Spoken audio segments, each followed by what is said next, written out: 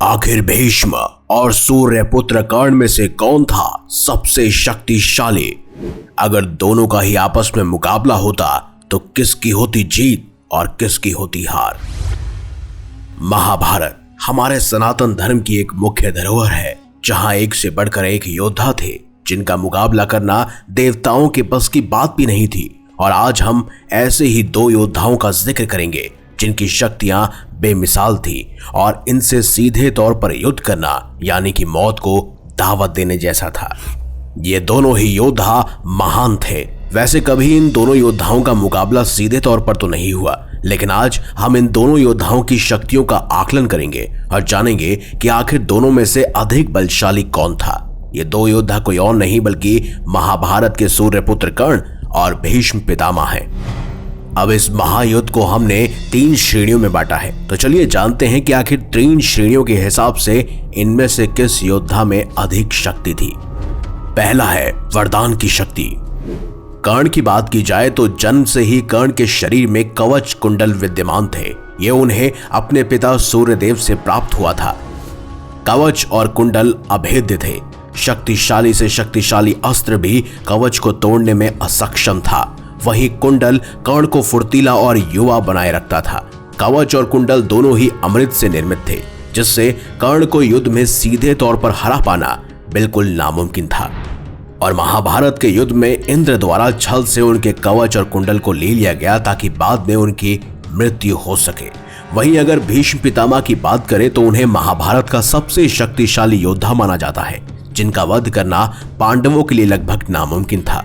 वो तो भगवान श्री कृष्ण को उन्हें मारने के लिए छल का सहारा लेना पड़ा, तब जाकर शिखंडी को ढाल बनाकर उनका वध संभव हो पाया।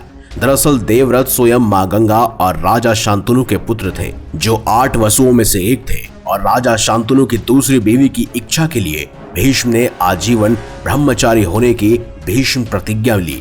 तब जाकर राजा शांतनु ने खुश होकर उन्हें इच्छा मृत्यु का वरदान दिया, जिसके चलते भीष्म को बिना उनकी इच्छा के मारना बिल्कुल बेबुनियाद था और उन्हें मारा भी नहीं जा सकता था। इसीलिए महाभारत के युद्ध के अंतिम दिनों में पांडवों द्वारा छल किया गया और इसकी सहायता से ही इनका वध संभव हो पाया। दूसरा आकलन है अस्त्रों शस्त्रों का ज्ञान।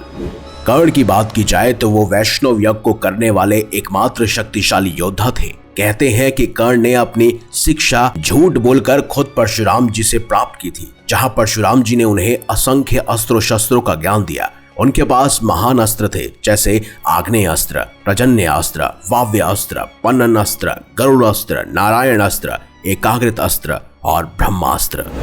वहीं उन्हें एक अस्त्र अपने कवच और कुंडल के बदले इंद्र से वरदान में मिला था, और वो था अघोम अस्त्र, जिसका इस्तेमाल वो एक बार ही कर सकते थे और वो जिसका भी नाम लेते उसका मरना तय था। साथ ही इन सब दिव्यास्त्रों को चलाने के लिए उन्होंने स्वयं परशुराम जी से विजय धनुष प्राप्त किया था, जिसका इस्तेमाल करने से दिव्यास्त्रों की दूरी और क्षमता बहुत अधिक बढ़ जाती थी। वहीं अगर भीष्म पितामह की बात की जाए तो पितामह भीष्म ने अपनी आरंभिक शिक्षा भिन्न भिन्न गुरुओं से अर्जित की थी। जैसे कि देव गुरु बृहस्पति से उन्होंने दंड नीति, गुरु शुक्राचार्य से उन्होंने राजनीति और अन्य शास्त्रों का ज्ञान अर्जित किया। साथ ही साथ ऋषि वशिष्ठ जी से उन्होंने वेदों का ज्ञान हासिल किया। ऋषि छायावन से उन्हें आयुर्वेद तथा अन्य वेदों का ज्ञान मिला और सनत कुमार जी से उन्होंने मानसिक तथा आध्यात्मिक ज्ञान सीखा, जिससे अन्वीक्षकी भी कहते हैं। वहीं परशुराम जी से उन्होंने युद्ध कला, अस्त्र शस्त्र विद्या और संपूर्ण धनुर्विद्या का ज्ञान प्राप्त किया था।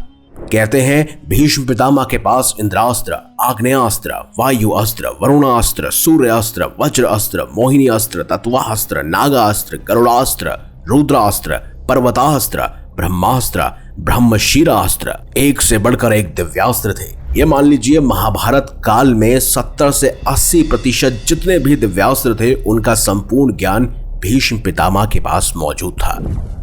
अब तीसरा और आखिरी आकलन है रण कौशल।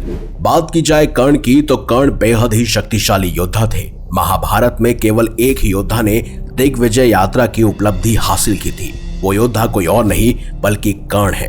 कर्ण ने चारों दिशाओं में संपूर्ण विश्व जीत लिया था। उन्होंने अपनी दिग्विजय से आर्यवर्त के सभी राजाओं को हराया। द्रुपद पहला योद्धा था जिसे कर्ण ने अपनी दिग्विजय में हराया था।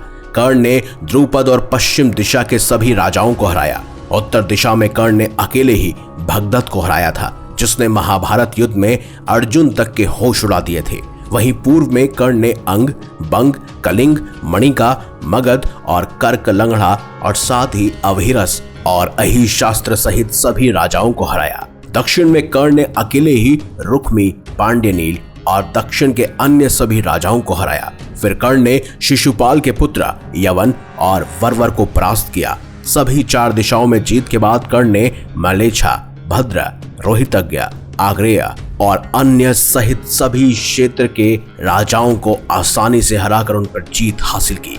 यहाँ तक कि महाभारत के युद्ध में अर्जुन को कर्ण को हराने में बहुत दिक्कत आई, तो भगवान श्री कृष्ण को छल का सहारा लेना पड़ा, जहां जाकर कर्ण का वध संभव हो पाया। वहीं अगर बात की जाए भीष्म पितामह की, तो उनका नाम सुनकर ही हर कोई थर थर कांपता था।